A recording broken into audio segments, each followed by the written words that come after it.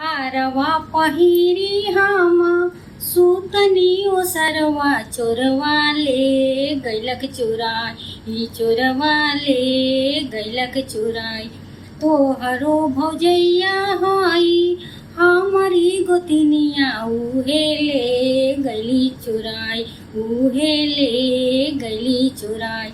झुमका पहिनी हम सूतनी ओसरवा चोरवा ले गैलक चुराई चोरवा ले गैलक चुराई। तोहरो बहिनिया हई हमारी ननदिया उहे ले गैली चुराई उहे ले गैली चुराई।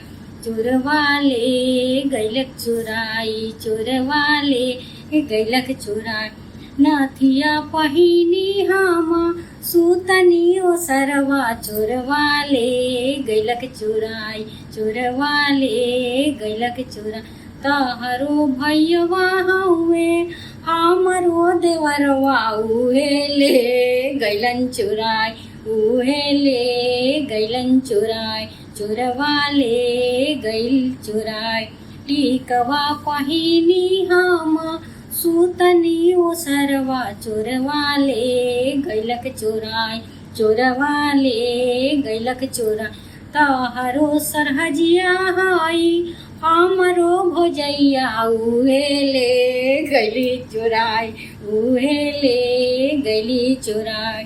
चोरवा ले गैल चुराई चोरवा ले गैल चुराई। कंगना पहिनी हम सूतनी ओसरवा चोरवा ले गैल चुराई चोरवा ले गैल चुराई। तहरो बहनोइया हउए हमरो नंदोइया उहे ले गैलन चुराई उहे ले गैलन चुराई चोरवा ले गैल चुराई।